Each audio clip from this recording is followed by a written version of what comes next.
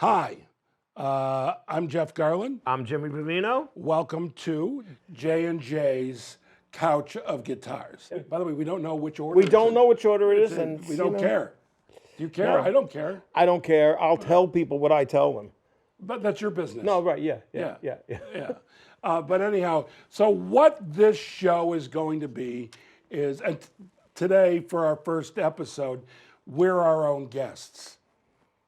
Okay, we will have a guest. We will have guitar heroes that you love, and we will also have great guitar players that you've never heard of. Because our thing is, you got to be a great guitar player, and we're welcome to talk to you. And we'll talk about everything. And great, of course, is subjective to what you think is great, what I think is great, what the people think is great. Should be all great. They're all great. Yeah. Well, who's not? Well, who's? Let me ask you a question. Now, I always get that question. You don't have to even give me a name. Is there somebody that is supposed to be a great guitarist and you're like, no? I never feel that way. Honestly, I never feel that way. Well, because I think there's a sense of accomplishment to get to a point where you can actually play guitar masterfully. Only other guitar players really judge guitar players harshly. Harshly, yeah. But I always said this, and I learned this in life, that when I was a kid, I always felt like, who's the fastest? It's always a gunslinging kind of thing with guitars. And then who's the loudest? Can I say something? Who's the coolest? Is there anything dumber than with the guitar than who's the fastest? It's did you ever see? I'm never impressed by fast. Have you ever seen Unforgiven? Of course, with Clint Eastwood. Of course. Sure, yeah. Of course. With Clint's movie. Yeah. And Will Money, when he's in the heat of the gun battle, he pulls his gun out and just goes, bang, and starts picking people off. Right. And all these fast guys are missing. Yeah. And it's about that. Will Money is like B.B. King. Right. He's just hitting the note, it's like killing you. Right. And that, but I must say though, people do amazing things when they're left to their own devices, and I've seen people play some blinding speed stuff. Right. That's the thing. We talk about Eddie Van Halen lately a lot, right? Well, because we lost him. Yeah. He was a true innovator. Mm-hmm. Somebody that what he may or may not have spawned after that is another question. Right. But it got kids into that. And it could play fast, but to me, what he played sounded great. Yeah, well, that's my whole thing. I don't give a crap if you can do the pentatonic scale. He didn't only play fast. He had great rhythm No, parts. I know that, I'm saying. Yeah, but he had that facility, and I think that kids like to do, really like to get fast first.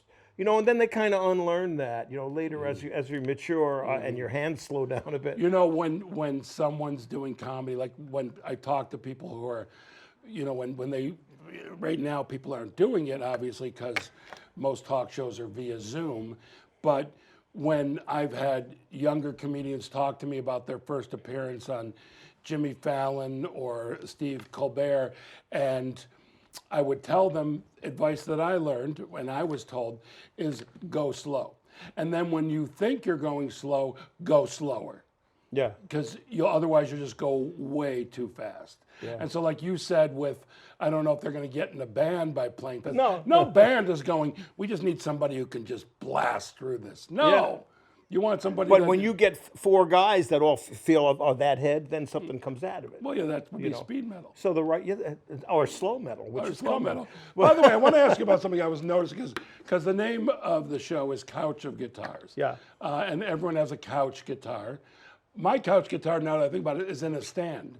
I know people that are offended whenever a guitar hangs. Hangs? Like that? Yeah. Why would they be offended? I don't know.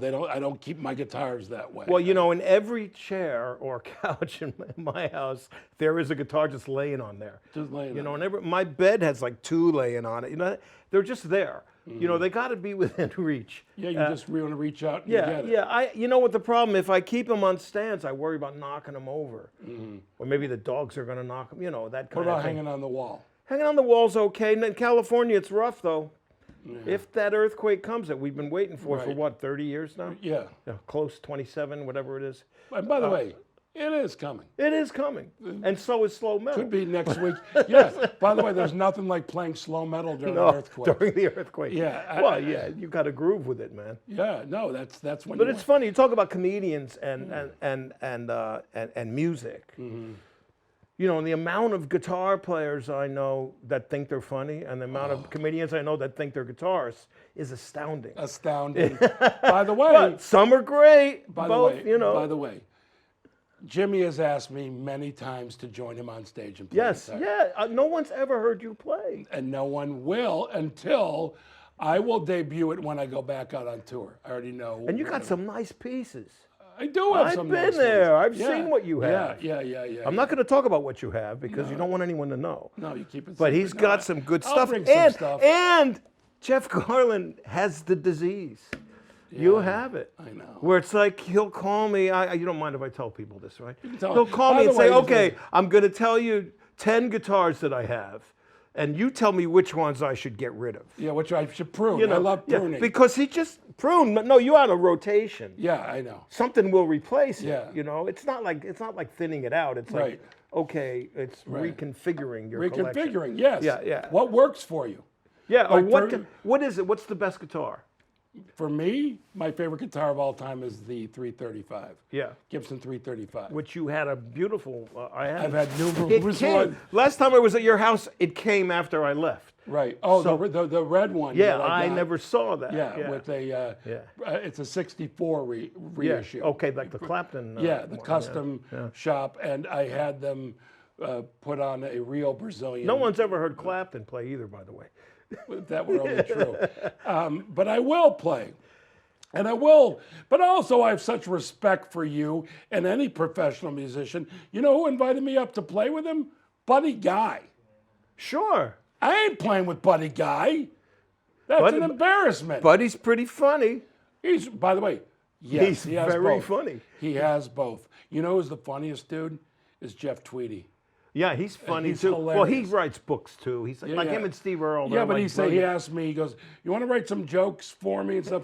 And then we started doing it, and I go, "You're good. Yeah. Just do your stuff. You know, don't need me." musicians, you know, and I remember when I first started working with Al Kooper, we always had comedians opening for Right. us.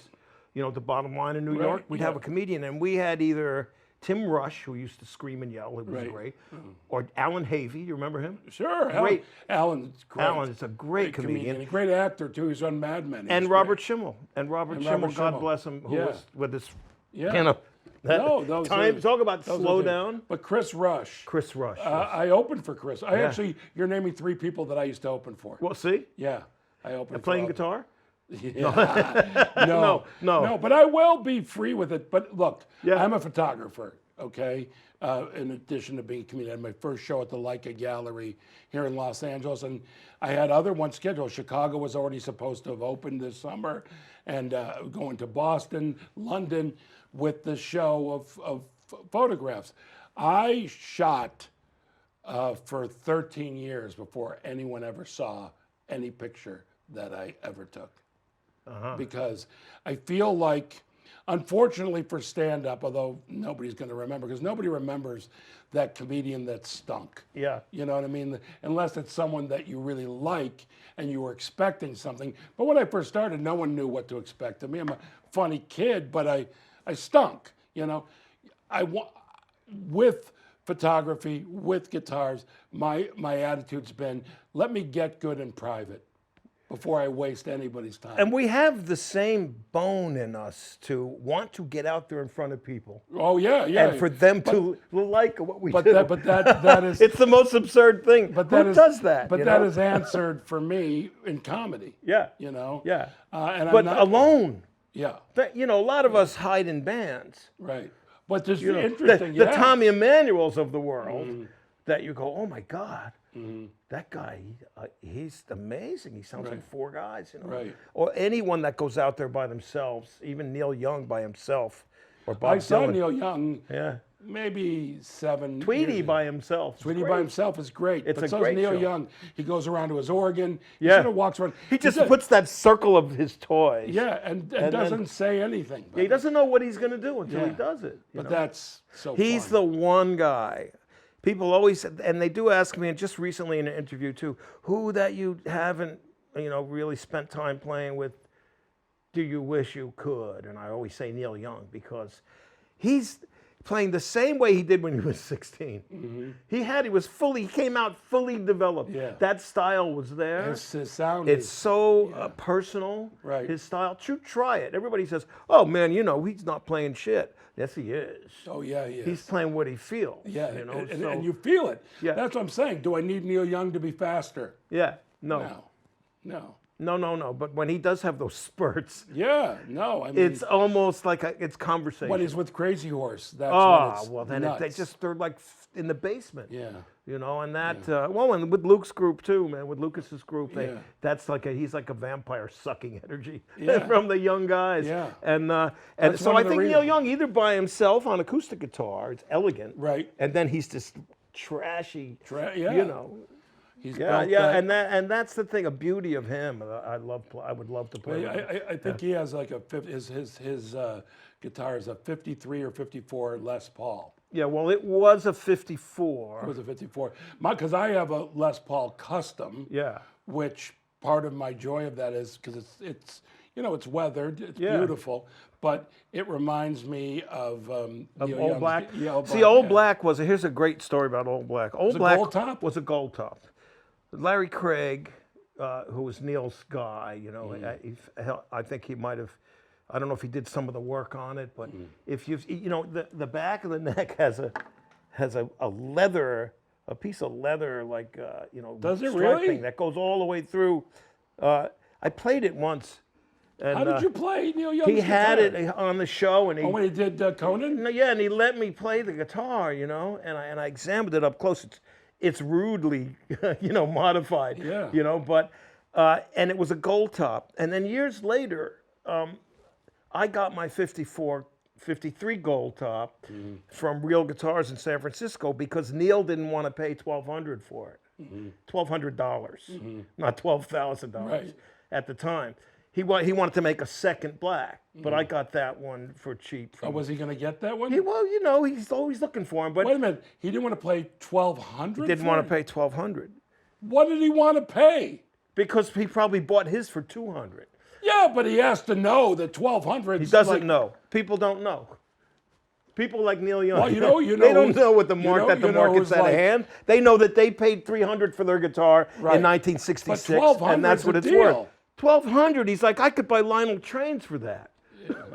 Which he Right, would I rather, know you'd which rather he do would that, rather, That's the beauty. Or of how that. many hockey tickets is that? Yeah. Do you think Neil Young pays for hockey tickets? I think Neil Young's got a guy or a gal. He pays who for the makes a plane call. to take him to Toronto. Yeah, to take him to Toronto. He's probably a Maple Leaf fan. Oh, he's a huge hockey fan. Huge. But All Maple I've Leafs ever are young. talked about him to him was hockey and Lionel Trains. Now, you'll know something about celebrities, of course, and Yeah. you never talk to them about their their thing. thing. Yeah. You got to find that. Because when I thing met you Eric have. Clapton, Yeah. my friend was doing the Tonight Show, and he said, well, you want to come with me? And little I know that Clapton was the guest, and they said, don't bother him, don't talk Don't to even him. look, don't look him. And he walked by the room, and he walks back, and he goes, Jeff Garlin. I go, Yeah, because the yeah. premise of fucking Eric Clapton going, Jeff Garlin. Yeah. We didn't talk Well, about then he guitar at all. opens the door. Yeah, but also we talked about comedy. Yeah. He went from my area. Yeah. But we talked about comedy. You can talk about Chicago and blues. addiction too, by Yeah. the way. We talked a lot Oh, about addiction and Yeah. Chicago blues, same Chicago thing. blues, Chicago. Yeah, you got to be. I believe that And is the way. It was one of the greatest things. And he also said to me, he goes, I'm going to send you the show Father Ted, which on DVD. He goes, Yeah. it's my favorite show besides Curb. And I got like a letter and a thing with all the DVDs. to play. And a BBC show. Or It's an English show, yeah. It's BritBox, you can see. really funny show. Really crazy funny, Father Well, Ted. so much came out of there. Let's face it. So much Comedy-wise? humor. So much humor. Well, humor that influenced me, I mean, number one would be Python. Yeah. Python's just, forget about it. There was a time in our history both musically, comedically, film, doesn't matter, where you had to be kind of hip to figure shit out. Yeah, and discover it. and that mod London scene Right. was crossing so heavily with the rock and roll scene. Most Where certainly. Peter Sellers, you've heard that stuff, his version of "She Loves You," where he. Oh yes, Yeah, yes, you know I have. that, and hanging out with the Beatles. You know, Yeah. them wanting to hang out with Peter Sellers, Right. and whatever comedians. Well, by you the know. way, that is one of the bonuses of being a comedian, a funny dude, and being on Curb, is the premise of I meet tons of rock stars Yeah. who love either my comedy or Curb or both or whatever, Yeah. and it's like, wow. Well, wow. rock and roll has always Do you know been- who? yeah. Do you know who is like the biggest comedy nut? And this is gonna make you go, "Are you fucking kidding me?" The biggest comedy nut I know of all guitarists, Johnny Greenwood. Oh, seriously? Seriously, Johnny Stoic Greenwood Yeah. loves comedy, and he knows old comedy, black and white, like Yeah. he knows comedy. Yeah, I mean, Johnny Greenwood is, of all the people I know, guitarists I know, Yeah. loves comedy. And Crazy. Kirk Hammett Yeah. loves monster movies. I know. You know that. Famous monsters of and, film. and I know a lot of other, a lot of other friends of mine who are guitarists that love those Universal Oh, the monster. Universal Monster movies. The He whole probably likes the world. Hammer too. Yeah, the Hammer. Oh, Those Hammer's go- great too. Those go hand in hand. The blood and the hammers are kind of But I love it. Yeah. Because as a kid, it was like, wow. you're Cushing seeing the and, blood. you know, yeah. Peter Cushing, Christopher Lee. Christopher Lee, Yeah, yeah. no, I watch all those movies, and I watch the original Universal all the time. By the way, when Kirk Hammett comes here, and I'm assuming he will. Yeah, we Well, must. no, it's going to be a big desire on his part. But guess what? I'm only asking him Well, about I want him monster to bring movies. some of those monsters of filmland Famous paintings. monsters. Oh, yeah, that the Basil he Gogos. has the paintings. Basil Gogos is He the has artist. them. Oh, those are cool. If we could bring that in the Peter Green guitar. I wonder if his wife knows what he's got in that shed of his. how much monster memorabilia. Well, she has to appreciate, I'm assuming, Yeah. that it means a lot to him. Well, Al Kooper has a Tingler. He has one of the Tingler. He has a Tingler. from the Yes, seat. from the- So there was a movie Oh, there's a called couple of The them out there. Tingler with Vincent Price, and the promoter, I forgot his name, the producer, put the things It's a into. hammer, right? No, that was not. No, Hammer. okay. It was Castle. William Castle. Yeah, William Castle was the yeah. producer. Somebody out there is saying, "You guys don't know shit." We But I- know William Castle. Yeah, but it might have been American International. Yeah, I yeah. don't know. But the dude put little buzzers in the seats. Yeah. And at certain moments when the Tingler creature would come and all that stuff, Yeah. zzz, you did, and you know. Now, you know, the premise, this is an incredible, beautiful premise, is that when you're afraid, when fear hits you, this thing in your spine, The Tingler. that tingler, it's like a cockroach kind of like a thing, like a leech. Mm-hmm. And it's in there, and then one time they operate on the person and pull it out. They pull it out, it looks like a lobster, Mm-hmm. like a gelatin lobster when they pull it out. And that's what Al has, one of those. He has one- oh, he has that. He has the Oh, I thought he actual- had the buzzer. No, not the. He's got the thing that was growing in your spine. Anyway, back to back to comedians and musicians. Variety shows, right? Mm-hmm. Yeah, we which talked don't about exist variety. now. Yes. That was part of the whole thing. to be That was my hanging out- dream, by the way. Ah, My man. dream was The to Hollywood be Jackie Gleason. Be on the Hollywood Palace. But my dream was to have a variety show. And what I didn't realize, and I slowly realized because I filmed something like that, was that variety shows like the Jackie Gleason show, all the variety shows, Flip Wilson, what have you, that your remote control became the variety show. You Yeah. want music, you know where to find it. You want comedian, you know where to find it. Like you could basically pick your own variety show as opposed to in a presentational way. But you know, Sunday was a ritual day Well, Sullivan, of eating, yeah, of the relatives being over, yeah, of before Sullivan sitting through Lawrence Welk, which Right. now I'm glad I did, to see some of the most world-class musicians playing this corniest shit ever. Right. But with a facility, you know. right. And then Sullivan came. and As a forget kid, it. I was completely bored when Lawrence Welk was on, but thank God no one in my family. Well, you're watched it. from Chicago. Yeah, but I would. Where the I would polka see is- it. the polka But is a now, staple. by the way, I will do a deep dive into the world of Lawrence Welk to watch these ladies or men Like sing. watch Joanne Castle on the organ. She was such a genius. When you not talk people. about being shy, right? Let's go back to your real problem here. We're on the couch. Yeah. You know, Yeah. this is the couch. Yeah, it's the couch So of this is the guitar. place to talk about it. Okay. When you say you're shy about playing the guitar, okay? It's not shy. It's You feel you're not that you aren't I ready. want to earn. Look, I hear you play guitar, and it makes me. It's inspiring, and at the 'Cause same time, everything I learned hold goes on, into it's it. inspiring and completely debilitating. To where I'm like, why am I? I'm 58. I already made myself 60 just now. Yeah. I'm 58 years old, and what the fuck? No, but the thing is, thank God I don't need to be as good as you to earn a living. No, and I don't need to be as funny as you either, or No, a writer. that's- Let's yeah. talk about that. Let's talk about that because some musicians, and I could say from the musician side. Right. I only ever wanted to. The greatest thing that ever happened to me and still happens is when people walk out of my record collection into my life and we play together and talk together. Oh, yeah. That. You just played And with I never was whatchamacallit. like, some kids, like I imagine young Bruce Springsteen was like, I'm writing songs.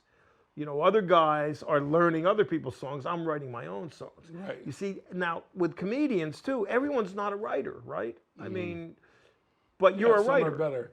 So when did you start writing instead of just doing stand-up? So all of a sudden you're writing scripts now. Well, all no, the you're time. putting together your 5 minutes, but you turn it to 10 minutes, and it takes to go from 5 minutes to 10 minutes might take a year.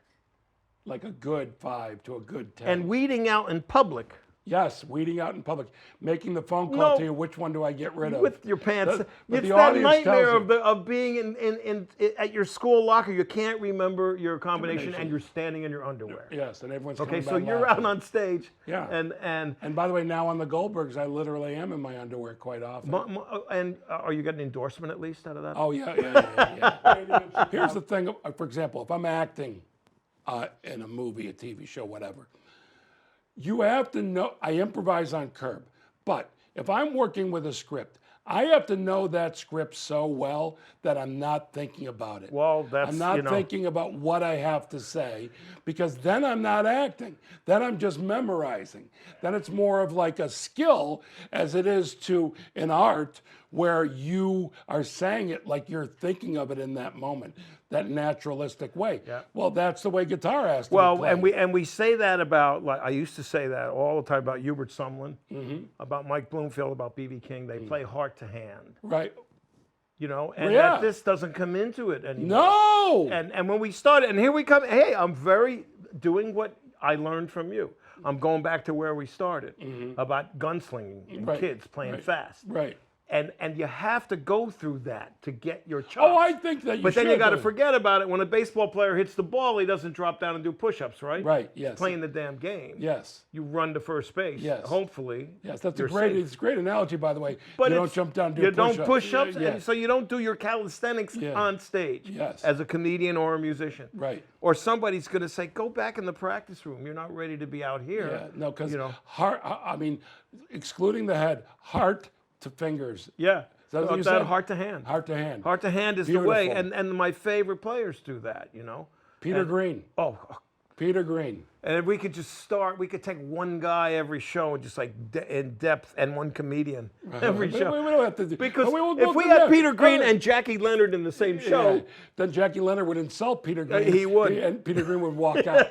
he would. By the way, we're doing Jackie. You're doing a Jackie Leonard reference. By the way, I'm good to know that, and I know it well. But and Conan always says this too, like, why are you talking about like people from the 70s? But you know or what's really 60s or you know 50s? what's- The kids out don't know who Jackie Leonard is. But I was about to say, no, it's rock and cool.